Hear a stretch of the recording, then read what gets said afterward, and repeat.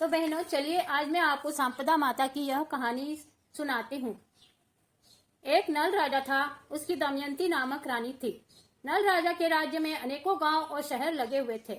एक दिन एक बुढ़िया माई राजा के महल के नीचे सांपदा माता का डोरा बांट रही थी, जिसे लेने के लिए बहुत भीड़ लगी हुई थी। रानी ने भीड़ देखकर दासी से कहा कि किस बात की इतनी भीड़ हो रही है। दासी ने पता लगाकर रानी को बताया कि एक बुढ़िया माई कच्चे सूत का 16 तार का 16 गांठ का हल्दी से रंगा हुआ सांपदा माता का डोरा बांट रही है। इसकी पूजा करके 16 जौ के दाने हाथ में लेकर तथा सांपदा माता की कहानी सुनकर अपने गले में पहनना चाहिए, जिससे धन दौलत की बरकत होती है। यह बात सुनकर रानी ने उस बुढ़िया से सांपदा माता का डोरा मंगा लिया और पूजा करके तथा कहानी सुनकर अपने गले में पहन लिया। एक दिन राजा ने जब रानी के गले में हीरे जवाहरातों के साथ हार के साथ उस डोरे को बंधा हुआ देखा तो रानी से पूछा कि यह किस बात का डोरा तुमने पहना है। रानी ने कहा, सांपदा माता का डोरा है, इससे धन लक्ष्मी बढ़ती है। यह सुनकर राजा ने कहा, हमारे यहाँ किस बात की कमी है, खजाने हीरे मोतियों से भरे पड़े हैं। यह कहकर राजा ने रानी के गले से उस डोरे को उतार कर फेंक दिया। रानी बोली, हे राजन, यह आपने ठीक नहीं किया। उसी रात को राजा को स्वप्न में एक स्त्री बोली, राजा मैं यहाँ से जा रही हूँ। और दूसरी स्त्री बोली, राजा मैं तेरे घर आ रही हूँ। इसी प्रकार 10-12 दिन हो गए। रोजाना राजा को यही स्वप्न आता, वह उदास रहने लगा। एक दिन रानी ने उदासी का कारण पूछा तो राजा ने स्वप्न की बात बता दी। तब रानी ने राजा से उन दोनों स्त्रियों के नाम पूछने को कहा। दूसरे दिन राजा ने स्वप्न में उन दोनों स्त्रियों से उनके नाम पूछे तो जाने वाली स्त्री ने अपना नाम सांपदा लक्ष्मी बताया और आने वाली स्त्री ने अपना नाम आपदा बताया। दूसरे दिन राजा ने देखा सांपदा माता के जाने से उसका सब धन राख हो चुका है। दास दासी सब चले गए हैं, सोने की झाड़ी मिट्टी की हो गई। यह देखकर राजा रानी को बहुत दुख हुआ। वे इतने निर्धन हो गए कि उनके पास खाने तक को कुछ भी नहीं बचा। राजा रानी से बोला, तुम भी तुम्हारी सहेली के घर चली जाओ, अगर कोई जिमने के लिए कहे तो जिम लेना। रानी अपनी सहेली के यहाँ गई। सबने बातचीत तो अच्छे से की, पर जिमने का किसी ने भी नहीं बोला। रानी ने आकर सब बात राजा को बता दी। दुखी मन से राजा रानी परदेश जाने लगते हैं। घर पर एक ब्राह्मण की बेटी को छोड़ गए, और जो घर में दिया लगा देगी, पानी भरेगी और झाड़ू लगा देगी। आगे गए तो राजा रानी को भूख लगी। दोनों एक तालाब के पास रुके। तब राजा ने रानी को एक तीतर लाकर दिया और कहा कि इसे पका लो, मैं अभी आता हूँ। रानी ने तीतर पकाया। जब वे उसे खाने बैठे तो पका हुआ तीतर भी उड़कर चला गया। तब दोनों दुखी मन से आगे बढ़े और अपने साथी दोस्त राजा के यहाँ पहुँचे। राजा से जाकर लोगों ने बोला कि तुम्हारा मित्र आया है। यह सुनकर राजा ने कहा कि वह किस वेश में आया है। जवाब मिला कि उसके मेले कुचेले कपड़े हैं और वो गरीबी वेश में आया है। बादशाह ने कहा कि मुझे बहुत शर्म आएगी, इसलिए उनको मेरे पुराने महल में ही ठहरा दो। तब उन्हें पुराने महल में ही ठहरा दिया। उस महल में एक नौलखा हार खूंटी पर टंगा हुआ था। जैसे ही राजा रानी उस महल में पहुंचे, दीवार पर बने मोर ने उस नौलखे हार को निगल लिया। यह देखकर राजा रानी ने सोचा कि अब यहाँ से चलना चाहिए, नहीं तो हमें चोरी का इल्जाम लग जाएगा। राजा वहां से अपनी बहन के यहाँ पर पहुंचे। बहन ने जाकर लोगों से बोला, तेरा भाई आया है। बहन से जाकर लोगों ने बोला कि तेरा भाई आया है। बहन को यह मालूम हुआ कि भाई गंदे और फटे कपड़े में आया है, तो बहन ने उनको सरोवर की पाल पर ठहरा दिया और बहन भाई के लिए हीरे जवाहरात से एक घड़ा भरकर उनका सत्कार करने के लिए पहुंची। राजा रानी ने जैसे ही घड़ा खोला, उसमें रखे सभी हीरे जवाहरात राख हो गए। यह देखकर राजा ने बहन से कहा, इस घड़े को तुम यहीं जमीन में गाड़ दो। वहां से फिर राजा रानी एक बगीचे में पहुंचे। बगीचे में पैर रखते ही 12 साल से उजड़ा हुआ बगीचा फिर से हरा भरा हो गया। यह देखकर माली ने उनसे कहा कि तुम दोनों कौन हो? तुम्हारे आते से ही मेरा 12 बरस का सूखा हुआ बगीचा हरा भरा हो गया है।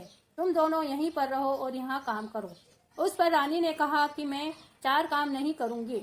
मैं दीपक नहीं जलाऊंगी, चारपाई नहीं बिछाऊंगी, झाड़ू नहीं लगाऊंगी और बर्तन साफ नहीं करूंगी। इस पर माली ने कहा कि अच्छा, तुम यह काम मत करना, तुम केवल फूलों की माला बनाना और सब्जी बाजार में बेच आना। राजा बाग की रखवाली करता रहेगा। एक दिन रानी सब्जी बाजार में बेचने के लिए गई और अन्य स्त्रियों से बोली, सब्जी ले लो। तब स्त्रियां बोली कि तू अभी रुक जा, पहले सांपदा माता की कहानी सुन ले। तब वह रानी बोली, कि पहले मैं भी सांपदा माता की कहानी सुनती थी। एक दिन राजा ने सांपदा माता का डोरा गले में से फेंक दिया। तब से सांपदा माता हमसे नाराज है। नाराज हुए 12 वर्ष हो गए हैं। तब से हम यह भीखा सहन कर रहे हैं। अगर सांपदा माता हमारे पास वापस आ जाए तो मैं सांपदा माता का डोरा ले लूंगी। उसी रात को सांपदा माता ने राजा को स्वप्न दिया कि रानी कल मेरे डोरा ले लेवे तो फिर से मैं तेरे यहाँ आ जाऊंगी और तुम पुनः धनवान हो जाओगे। जब तुम बाग की रखवाली करने जाओगे वहां पर पहली बार में जोक की छड़ी, दूसरी बार में हल्दी की गांठ और तीसरी बार कच्चे सूत का कोकड़ा मिलेगा। जब तुम समझ जाना कि सांपदा माता हमारे यहाँ आ गई है और रानी को डोरा दिलाकर वापस अपने घर लौट जाना। दूसरे दिन वैसा ही हो गया। रानी ने डोरा ले लिया। सांपदा माता ने उनको बहुत धन दिया। राजा रानी माली से बोले कि हमारे 12 वर्ष पूरे हो गए हैं, अब हम यहाँ से जाएंगे। राजा ने माली को खूब धन दिया और राजा रानी अपने राज्य को चल दिए। आगे चलकर राजा अपनी बहन के यहाँ पहुंचे। सब बहन को जाकर बोले, तेरा भाई आया है, खूब बाजे बाजे से लाओ लश्कर से धन दौलत लेकर आया है। फिर बहन बोली कि मेरा नया महल में उतारो। पर राजा ने कहा, मैं तो सरोवर की पाल पर ही उतरूंगा। वहां पहुंचकर जमीन में से घड़े हुए धन के घड़े को निकाला तो देखा कि उसमें हीरे जवाहरात भरे हुए हैं। उस घड़े को अपनी बहन को देखकर बोले कि हमारे दिन अच्छे नहीं थे इसलिए वो सब हुआ था। अब हमारे दिन अच्छे आ गए हैं इसलिए यह घड़ा वापस हीरे जवाहरात से भरा है। इसके बाद राजा रानी अपने साथी बादशाह के यहाँ गए। साथी ने बोला, मेरे नए महल में उतारो। परंतु राजा पुराने में पहुंचे और वहां जाकर देखा कि हार उसी खूंटी पर टंगा हुआ है। तब राजा ने बादशाह से बोला कि यह लो अपने हीरे का हार, जिससे मेरे सर का कलंक छूटे। हमारे दिन अच्छे नहीं थे इस कारण हीरे का हार उस खूंटी ने निगल लिया था। इसके बाद वे तालाब के पास पहुंचे तो जो पका हुआ तीतर उड़ गया था वह अब वही पड़ा हुआ मिला। उसके बाद वे अपने महल में पहुंचे तो देखा कि जो धन राख हो गया था वह पहले जैसा हो गया। नौकर चाकर सब पहले के समान हो गए। जो ब्राह्मण की बेटी को घर छोड़ गए थे, जिस ब्राह्मण की बेटी को अपने महल में छोड़ गए थे, वह रोज महल की झाड़ू लगाती और दिए जलाती थी। इस तरह राजा रानी ने उसको अपनी बेटी बनाकर धूमधाम से उसका विवाह मुकलावा किया। इसके बाद रानी ने सांपदा माता का उज्जमन बहुत धूमधाम से किया। हे सांपदा माता, तुमने जैसे राजा रानी का राजपाट लौटाया वैसा सबको देना। कहते ने सुनता ना, हुकारा भरता ना, तेरे नाम लेता ने, सभी को देना। बोलो सांपदा माता की जय। गणेश जी की कहानी। एक छोटो सो छोरो थो, चमची में चावल चमची में दूध लेके घूमे और बोलते जावे कि कोई मेरी खीर बना दो, कोई मेरी खीर बना दो, पर कोई भी उसकी खीर नहीं बना रही थो। एक बुढ़िया माई बैठी बैठी यह सब देख रही थी तो बोली कि ला रे बेटा मैं तेरी खीर बना दूं। गणेश जी ने बोलिया कि माँ बड़ा बड़ा कड़ावा चढ़ा दो, पूरी नगरी को बुलावा दे दे। माँ ने बोलियो कि बेटा 1 चम्मच चावल और 1 चम्मच दूध है, ऐसे कई कड़ावा में खीर बनेगी। गणेश जी ने बोलियो कि माँ तू चढ़ा के तो देख। माँ ने बड़ा बड़ा कड़ाव चढ़ा दिया, 1 चम्मच चावल 1 चम्मच दूध डाल दिया तो कड़ाव लबालब खीर से भर गया। सारी नगरी भर पेट जिम गई। अब बुढ़िया माई की बहू को भूख लगी, भर कटोरा खीर का दरवाजे के पीछे बैठ गई और बोली कि आओ गणेश जी भोग लग जाओ।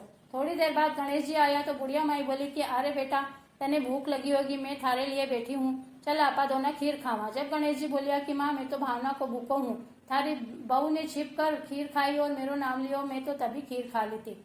माँ तेरा झोपड़ी में चारों कोना में 4 धन का घड़ा गड़िया है, तू खोदेगी तो धन धन निकलेगा, थारी बहू खोदेगी तो कंकर पत्थर निकलेगा। बहू कुदाला फावड़ा लेकर खोदबा लागी पर काई कोनी निकलियो। लेकिन जब दादी माँ बुढ़िया माँ सुई लेकर खोदने लगी तो टन टन करता हुआ धन का घड़ा निकल गया। गणेश जी जाता जाता बुढ़िया माई की झोपड़ी के लात मार गया तो झोपड़ी का महल माड़िया बन गया। बुढ़िया माई की आँखा का जाला खुल गया, काना का ताला खुल गया और सारी काया कंचन सी हो गई। बुढ़िया माई के खूब ठाट बाट हो गया और गणेश जी टूटमान हो गया। हे गणेश जी महाराज, बुढ़िया माई के ऊपर जैसा टूटमान हुआ ऐसा सबको हो जो। कहता ना सुनता ना, हुकारा भरता ना, सारा परिवार के दीजो। बोलियो गणेश जी महाराज की जय। प्रिय भाइयों और बहनों, अगर वीडियो पसंद आया तो जल्दी से मेरे चैनल को सब्सक्राइब कर लीजिए, वीडियो को शेयर कीजिए और बेल आइकन को प्रेस कर दीजिए।